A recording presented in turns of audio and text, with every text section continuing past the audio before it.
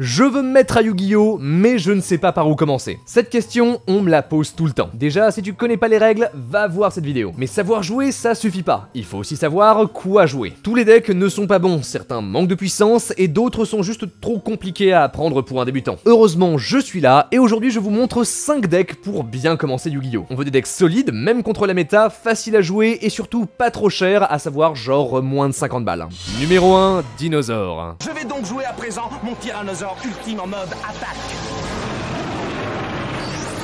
Je sais pas pourquoi, mais Davy Cricket a toujours été un de mes personnages préférés de Yu-Gi-Oh GX. Son tyranno ultime, il est trop stylé, et en plus, il peut attaquer tous les monstres de l'adversaire. Malheureusement, ça a jamais vraiment été jouable. Pendant longtemps, les dinosaures c'était juste des monstres isolés, aucune synergie entre eux, impossible d'en faire un deck. Jusqu'en 2017, Konami sort la rage du Dino Broyeur, un deck de structure qui révolutionne les dinosaures. À sa tête, le tyranno ultime conducteur. 3500 d'attaque, tu invoques depuis ta main en bannissant 2 dinosaures depuis ton cimetière. Durant le tour de chaque joueur, tu peux détruire un monstre de ta main ou de ton terrain pour changer tous les monstres de ton adversaire en position de défense face verso. Déjà c'est incroyable, et en plus il peut attaquer tous les monstres adverses, et quand il combat un monstre en défense, il inflige 1000 de dégâts à l'adversaire. Individuellement c'est un des monstres les plus forts du jeu, à lui seul il peut raser tout le terrain. Dinosaure est un des decks les plus simples à apprendre, pas de combo compliqué, pas de monstres bizarres, tu veux juste le sortir le plus vite possible. Pour ça, tu as des cartes comme Oviraptor Mange-Âme qui ajoute n'importe quel dinosaure de ton deck à ta main, ou alors Pilule d'évolution double qui l'invoque directement de ton deck. Une fois qu'il est sur le terrain, tu peux le protéger avec Divernosaure qui peut se défausser pour rendre tous tes dinosaures insensibles aux effets de l'adversaire jusqu'à la fin de la main phase. C'est super fort, même quand tu joues deuxième. Avec, tu peux raser le terrain de ton adversaire et le tuer en un tour. C'est une base très solide. En gros, voilà à quoi ressemble une liste budget sans aucune carte chère. Tu as quelques cartes en plus comme le Monde Perdu qui rend tes dinosaures inciblables, l'Archosaure Animadorné qui va chercher la pilule d'évolution de ton deck, ou les Xyz Evolzar, Lagia qui annule une magie et Dolka qui annule pas un mais 2 effets de monstre. Ce qui est cool, c'est que tu peux l'adapter comme tu veux. Certaines versions jouent un point Xeno ou un Raptor de Ferraille pour faire encore plus de combos, d'autres préfèrent les Rageki ou les Trous Noirs pour détruire ton adversaire le plus rapidement possible. Le deck est en description, à chaque fois je vous mets une version pas chère, une version optimale et une version pour Master Duel. Pour se mettre à Yu-Gi-Oh, y a pas mieux.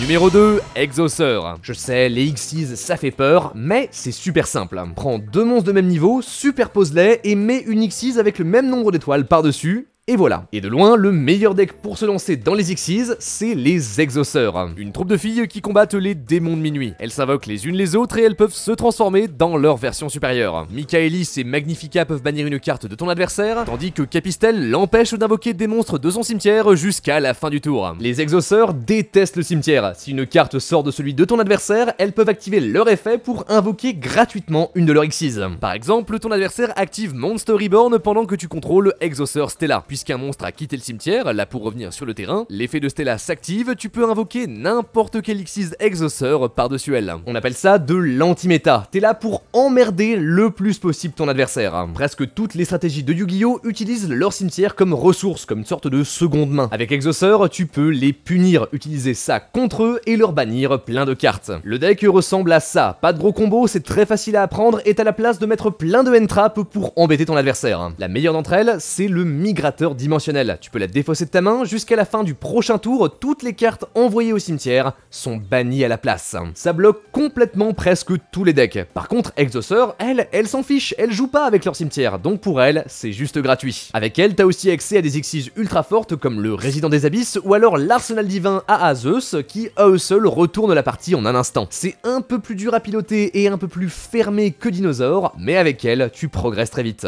Numéro 3, Dinomorphia. Souvent, les gens, dont moi, disent oui, aujourd'hui tu peux plus jouer de cartes pièges, c'est trop lent, c'est pas assez fort, et ben ils ont tort.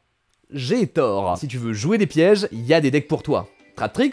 Non. Dinomorphia. Regarde ça, presque 30 pièges dans un seul deck. Leur point commun, si tu veux activer leurs effets, tu divises tes points de vie par deux. 8000, 4000, 2000, 1500, 250, 125, généralement tu finis la partie avec genre 62 life points. Mais du coup genre n'importe quoi peut te tuer? Eh ben non, c'est à ça que servent tes monstres. Quand ils sont détruits, chaque Dinomorphia en invoque un autre du cimetière pour te protéger. Et surtout, t'as Rextrum, fusion invocable ultra facilement grâce à Domaine ou Frénésie. Tant qu'il est sur le terrain, les monstres adverses avec une attaque égale ou plus haute que tes points de vie ne peuvent pas déclarer leurs effets. Du coup, quand t'as 125 points de vie, ton adversaire, il peut plus faire grand chose. En descendant très bas, tu peux utiliser des cartes ultra pétées comme les Flammes de Furet. Si la somme globale de l'attaque des monstres de ton adversaire est supérieure à tes points de vie, tu le forces à mélanger les monstres qu'il contrôle dans son deck jusqu'à ce que ça ne soit plus le cas. Donc avec 62 life points, ça veut dire tous. Pour le reste, utilise Sonic pour annuler ses magies et ses pièges et Brute pour détruire ses cartes. Ce que Dinomorphia t'apprend, c'est que les points de vie sont une ressource. C'est l'exemple parfait du deck contrôle. Protège tes cartes, gère tes ressources, empêche l'adversaire de jouer jusqu'à lui porter le coup de grâce. Et gagner lorsqu'il te reste moins de 100 points de vie, ça a toujours une saveur spéciale. Si t'aimes les pièges, les parties plus lentes et surtout voir les gens rager, c'est le deck pour toi. Numéro 4, Amépée. Ok, on a vu les Xyz, les fusions, les synchros. Beaucoup de gens ne les aiment pas, souvent les decks synchros c'est des tours de 12 minutes où t'invoques plein de monstres en boucle. On meurt d'ennui, et surtout, c'est super dur à jouer. Il te faut un synthoniseur et un autre monstre dont la somme des niveaux est égale à celle de la synchro que tu veux invoquer. Comment ça, des maths? Non mais enfin moi je suis là pour me reposer en fait, non mais... Mais les Amépées sont différents, c'est un deck de type Wyrm, et quand chaque monstre arrive sur le terrain, ils invoquent un token, un synthoniseur de niveau 4. Du coup, Moye niveau 4 plus un token niveau 4, ça te fait une synchro 8, ou alors Longwan niveau 6 plus un token de niveau 4, ça te fait une synchro 10.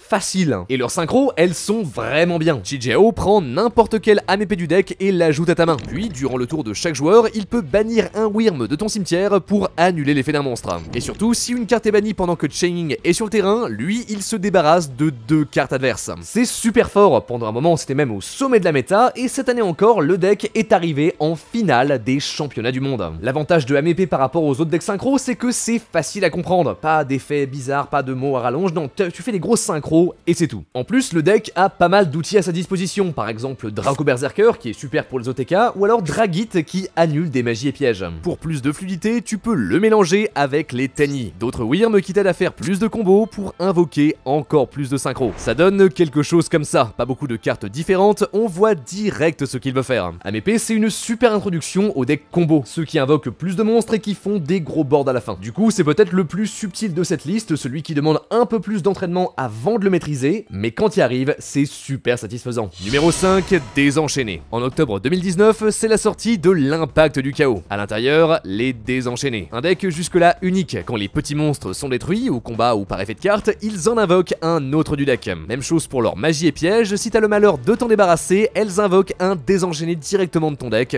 comme ça. Grâce à eux, tu invoques l'âme désenchaînée du désastre, et elle, sa particularité, c'est qu'elle peut faire des liens avec les monstres de l'adversaire. Du coup, tu contrôles le terrain avec des cartes qui ne font que se remplacer entre elles, et tu te débarrasses des monstres adverses de manière originale.